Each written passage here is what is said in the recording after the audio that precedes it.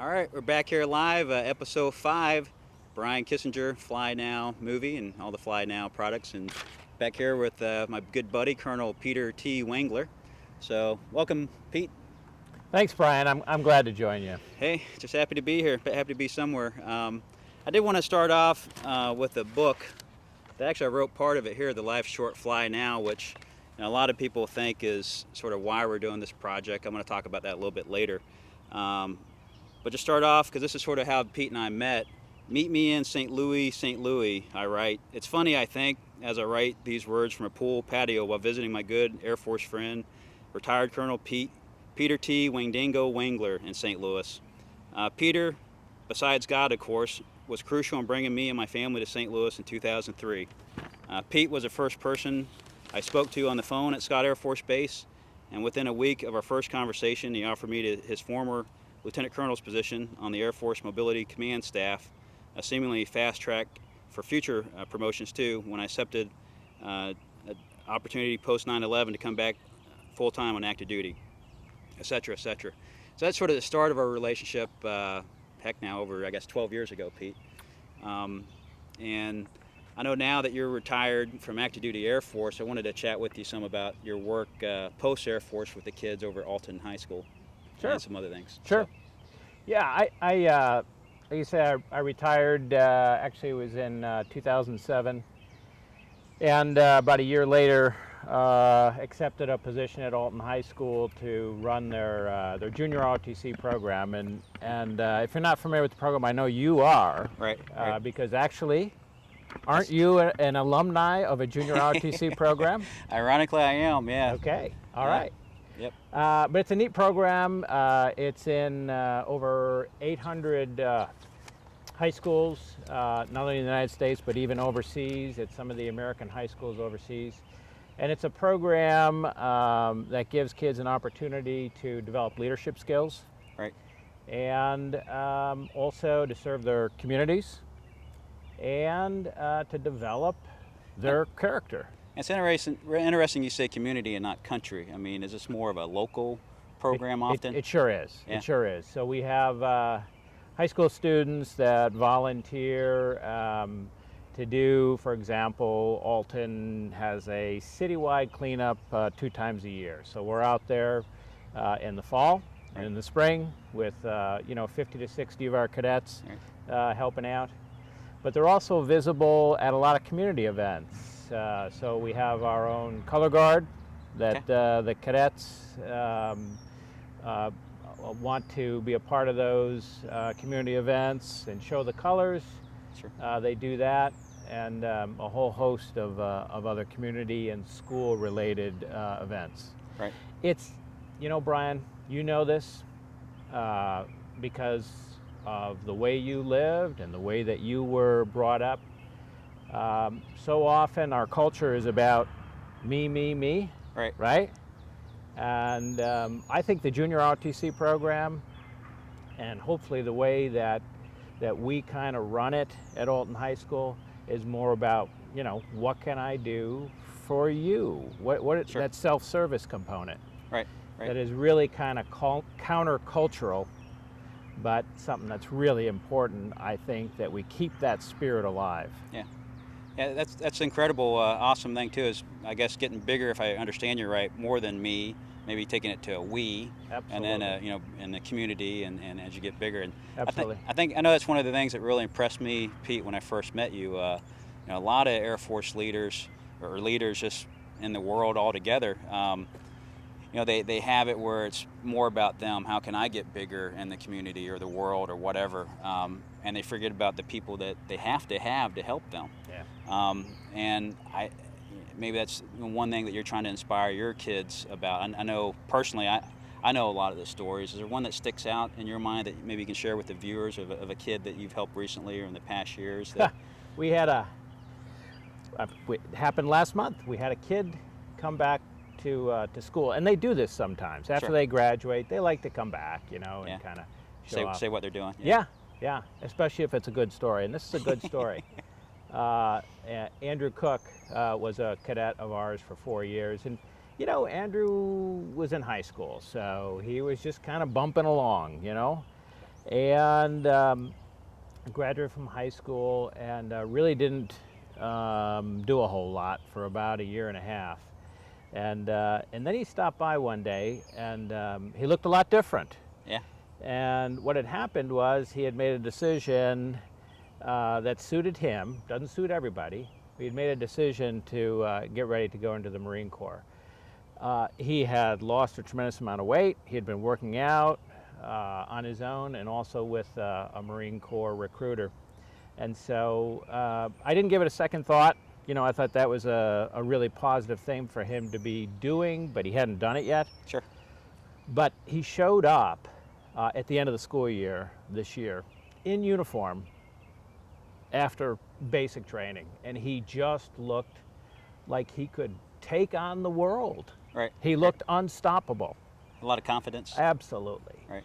And so he, I think, after a while, realized that, you know, he had to start to invest in himself, okay, Right. but also live for something bigger than just himself. Sure.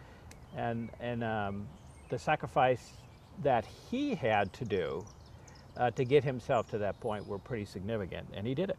Right. Right. What a cool thing. That's awesome. I know a lot of your kids, maybe most of your kids or young adults, really don't necessarily go into the military out of junior ROTC, but some of the skills that they take away from your program or the program are helpful in life all the way across. Maybe what are some of those life skills that they learn in the program? You bet. And so one of the ways that we talk about the program, whether it's to, you know, parents that are thinking about whether their son or daughter wants to participate, or the Board of Education, or anybody that wants to talk about it, is the skills that we expose and hopefully develop in these young people are skills that they're going to be able to use no matter what they do after high school. Sure. So you get things like the opportunity to, you know, test yourself as a leader. In August, before school starts every year, we have a camp that we run for the incoming freshmen. Right. And it's completely run by the upper class cadets. Okay. So they're completely in charge of it. They choose all the activities. They run all the activities. You know, the instructors, myself and Master Sergeant Dan Sizen, we're in the background. Sure. Which is where we should be, Yeah. kind of monitoring. But those kids are leaders rise, running. right? They're running the whole thing. That's a neat experience for them to develop those skills, the creativity, and I know you can identify with this skill. What do you do when things don't work? Right? Right. You Plan B or whatever. Plan B, Right. right? You got to execute Plan B that you didn't even know about. Okay, Sure. so you got to figure that one out. How do you deal with these young people that are literally only a year or two younger than you? Yeah. So how does that work? Those dynamics are neat. So a lot of the kids that do come back after they've graduated at some point, you know, I think they feel like they did benefit from that experience. And you know this too, sometimes when you're in the middle of something, you can't see Right. how much Yeah. good it's doing for you. Yeah. Your blinders are on a little bit. That's right, that's right. Right. And you're worrying about the micro stuff. But in a macro sense, those kids have a sense of belonging to something. They compete for promotions, okay? They're held to a higher standard. Their conduct at school is actually, there's teachers that will come to me and say, you know, in my English class, Cadet Smith was doing this today. You need to take care of that. So you're the enforcer, huh? Yeah, well, you know, I mean, if a teacher comes to me, I usually find some time to talk to Cadet Smith about, you know, the ideas that our program represents, how they represent the program, especially when they're in uniform in school. Right. And it's a neat way to kind of shape a little bit the character and development of those young people. And I think you mentioned the uniform, and I think a lot of people that have maybe never wore a uniform before, whatever it is. I mean, we're sort of wearing a uniform today. You represent Got that. my Brains Flight shirt on. Yeah, thank you. You represent that. I mean, it doesn't matter if you're, I'm not saying it's a lowly job, because any job is a good job, janitor, garbage man, whatever. You represent that company if it's your own, you know, Smith, you're using that Smith or Ramirez or whatever. You should be proud of it, and we know it from our Air Force service, that you should be proud of that, and you represent the entire Air Force when you wear it, and that's very important. I know as a knucklehead kid that was probably like that theoretical Cadet Smith, it was, you know, Junior ROTC Cadet Kissinger, hey, you know, Colonel Maloney, which was my F4, you know, retired colonel down in Florida, Hernando High School. Hey, you need to get a hold of that kid, and I'd, you know, get my ear twisted or something. And it's a great program, but I know every high school doesn't have it. There's a limited amount of ones out there in the nation, Pete. So, and I get this all the time when people hear I was a former airman, former Air Force officer. Hey, what can my kid do? You know, he wants to go to the academy, or wants to get an ROTC scholarship, or wants to become a pilot or whatever in the Air Force, because as we well know, there's a, you know, very small percentage of people get to fly in the Air Force. What would you recommend to a kid like that, a viewer out there? Sure, yeah. You know, all of that, all of those things, for example, to be successful in aviation, and you know this, aviation is very unforgiving of inattention. Oh, I'm sorry, what did you say? Yeah, exactly. Okay, so can you say that one more time? I might want to write that down. So, you know, young people that think they, you know, they ever want to get to that level where they're, you know, they're in command of a thing that's left terra firma, left the Earth, and is now. We got our scheduled flyby right now. Very nice. In the back, so very nice. Right at 10:28 as planned. Hope they don't get any lower. But those are demanding positions, aviation positions, especially if you're in that cockpit. So kids have talked to me about that before, and the first thing I tell them is, you know, you need to do a good job with what you're doing right now. Right? Sure. So what are you doing? You know, does English matter to you right now? It may not, but I'm here to tell you, you know, being successful in something like that takes discipline, okay? Sure. Yeah. It takes attention, okay? It takes intelligence, all right? Some hard work, the same kinds of things that are required to be successful in aviation, and obviously a lot of other career fields. So I do have a young cadet who is just a wonderful young man, but as a freshman in high school, he believes he knows what his future is, okay? So he's in my program, and he loves the program, and he's 13 or 14 or yeah, he knows, okay? Well, he believes that he has a career in the military ahead of him, and he may, okay? However, comma, there's a lot of space between, you know, 9th grade and service in the military. And I've had a couple teachers come up to me and say, you know, he's a bright kid, but he's not doing the work. Right? And so I've had to sit down with them and say, listen, love you, love what you're doing in the program. I'm gonna really be on you about your academics. Sure. Because you're a bright kid, you can do this, and you're not putting in the effort. Right? Sure, to keep him focused. Because you don't know whether or not you're going to have that service or that career in the military.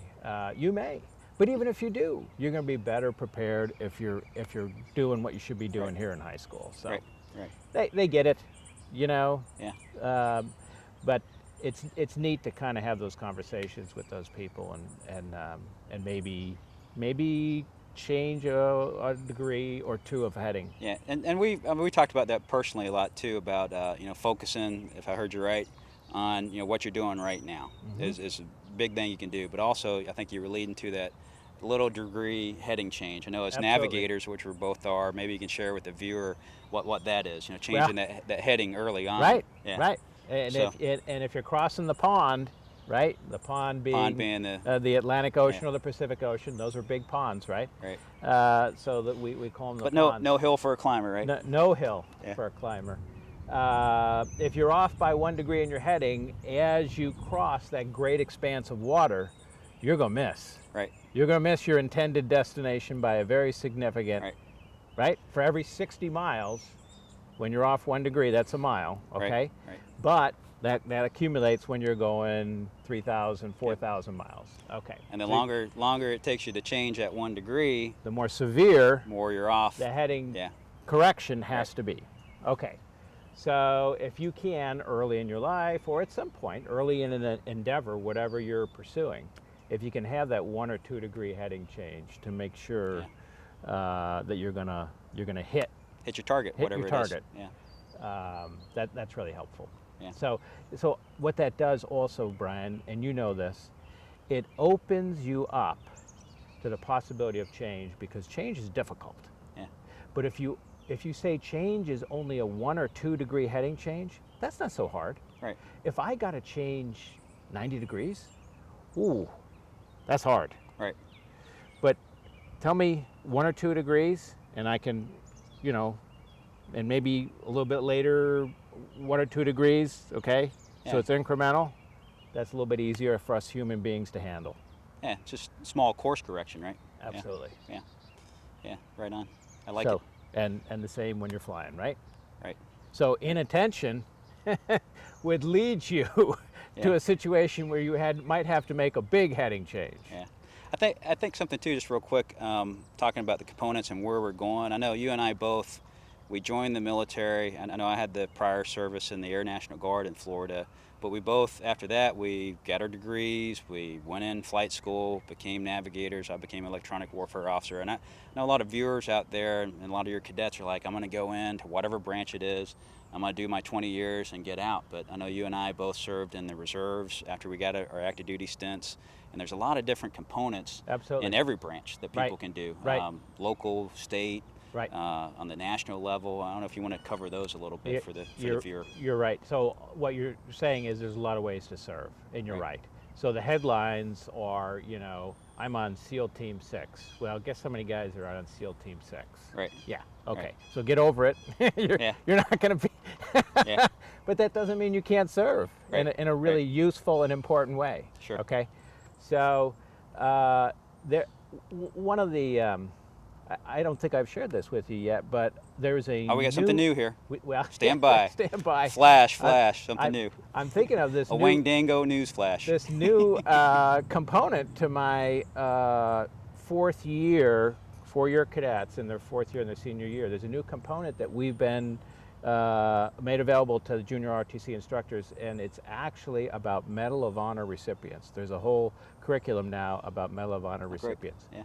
But the reason I mention that is because it makes me think about what one of them said, and they're videotaping Medal of Honor recipients now to make sure that those stories are recorded. Okay, just like we're doing it today. Yeah, exactly like we're doing today. Right. However, one of these recipients said, it's amazing how much you can get done if you don't care who gets the credit. Right on. Okay? Yeah. So you go back to the same thing, you know? If I'm on SEAL Team 6 and I'm knocking down the door and I'm getting the bad guy, you're awesome, okay? Right. But you know how many people made that possible for me to do that? Yeah. Huge amounts. Huge. Yeah. Okay? So it's amazing how many things we can do if we don't care who gets credit. Yep. And you're right on. I'm just writing some notes down here because my mind is just going crazy, and because we're trying to get it in a finite time on this episode. I'm talking too much. No, you're perfect, man. You're perfect. We're here to record it, and you know, you and I, we do our best to be meek and humble, which is, you know, I think our goal in life. And Jeff and I have talked about self-actualizing and what we're trying to do in this 2015 project, the Fly Now project. But you're right on. I've been blessed and fortunate to meet Medal of Honor recipients. You know, Bernie Fisher, who was a first Special Ops Squadron alumnus like I am, and he said, I just did my job. Right. My buddy was down there in Vietnam. The bad guys are coming on him, and I just did my job. As a group, they're the most humble and self-effacing. They don't want any credit. Right. They are, and to the person, they will say, you know, this is not my medal. This is the country's. Right. You know, they're awesome. They're awesome individuals. And I had the honor. I'll probably get cracked up here, but to have the last interview with Bud Day, Colonel Bud Day, which you know him Colonel Day. well, Yep. the highest decorated warrior of all services before Yep. he passed away a couple of years ago. And Yeah, amazing and man. I mean, and it wasn't. You talk about having fortitude, not giving up, and he was sick when I met him. He had just had a bout with cancer, and fortunately, his wife Doris Day allowed me to come in and get a couple autographs on books, which I still have, and just humble, golly, humble as could be. And and you know his story, and the Hanoi Hilton for well over 6 years. But he just forgave his captors and took the torture and got back on flight status. He was here at Scott Air Force Base for a bit, got his law degree, and he's the reason we still have health care. And every military retiree has health care because he did the TRICARE for life. Because back I think in the 90s and won a Supreme Court decision. So I mean, just incredible people, but humble people too. And people that serve, and sometimes they don't even realize this. They don't go out or wake up every day thinking, well, I'm going to do this. They serve us as inspiration. They're inspirational. Right. Okay. So, that kind of effect that those people have is significant. But you don't have to be a Medal of Honor winner to be inspirational to someone else or to inspire someone else. And so everybody has an opportunity, to serve their community, to be inspirational to someone else, to make a difference. Right. And hopefully, in some small way, you and I are able to do that in various ways. Right. Hopefully. Right. And I think, Pete, just get a little mushy, I guess, here now. And that's a... Don't get mushy on me. But that's the beauty, I think, I saw on you the first time I met you, and the first time conversation we had, is that you did care more about people than fill in the blank. And, sort of the Air Force, it was always about the people, because you knew that people ran the Air Force, people flew planes, people did whatever, and you put them first. And that's a rare trait. I'd like to correct the record here. Like the record to show. For history's sake. Actually, our first conversation, I think, ended up in a conversation about beer. So that's in the book. That's in the book. Is that in the book? Okay. And my cup does say Aviator Brewing Company. I'd rather be drinking beer, but it actually has tea in it. Okay. Truth be told, that is true. But you're right. So one of we've all had mentors in our careers and throughout our lives, whether it's been our parents or a sibling or a senior officer in the military. But I can't remember who told me this or who liked to use this expression, but it was a mentor that helped me in my Air Force career. And one of the things he said about leadership is, he said, think about leadership as developing the conditions or creating the conditions for other people's success. Boom. Whoa, wait a minute. Yeah. That's not leadership. I got to be out in front. I got to be kicking butt. I got to be... Yeah, look at me. Yeah. Well, wait a minute. Creating the conditions for other people's success. Obviously, people on your team. Right. So how can you make them the best? Mm-hmm. And that's leadership. That's a really neat definition, I think, of a leader, whether you're a citizen, military, or whatever it is. It doesn't matter. Right. And that's tough to do because you have to remove that ego, that me, like you said, out in front and follow me. It's tough with the ego, but it's also difficult, because you got to really relate to what these other people need. Yeah. We all know what we need from time to time, right? Yeah. I need some more ice in my water here. Give it to me. Stat. Yeah, right. But what does Jeff need? What does Noah need? What does Sarah need? So I got to put myself in their shoes and stop thinking about. Sure. And it's tough to do. Yeah. It is tough. It's tough to do. Very difficult. And you mentioned about the SEAL Team 6 that is in the headlines and everything else. And I know back in my special ops days, flying Air Force special ops, we always were ready to deliver the teams and get them out and do whatever we needed to do. And we were always wanting to, in your days of flying, active 2, you always wanted to be at that tip of the spear we always talked about. Oh, yeah. And we kidded around. I didn't want to be at the tip of the spear. I wanted to be that very front atom or molecule at the very tip of the spear.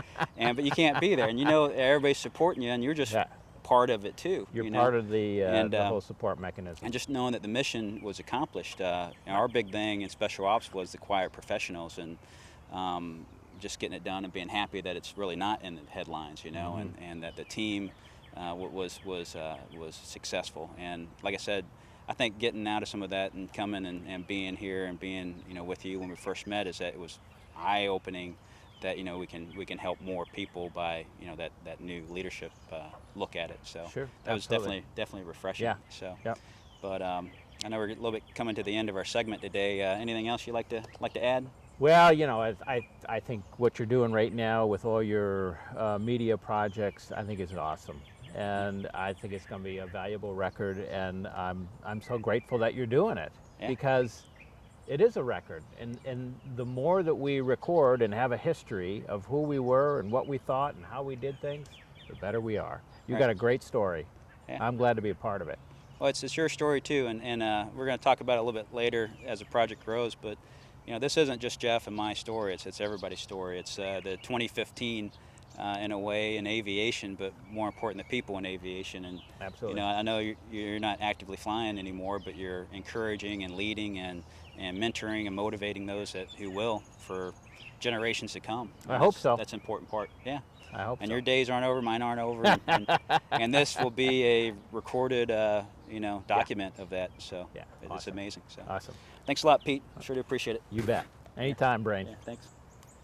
And this is just, like I said, the first segment of the Wing Dango and Brain Show. We'll probably bring you back some more next time. It'll be funnier next time. Funnier and maybe a little cerveza in the cup. Have a great day. BK out.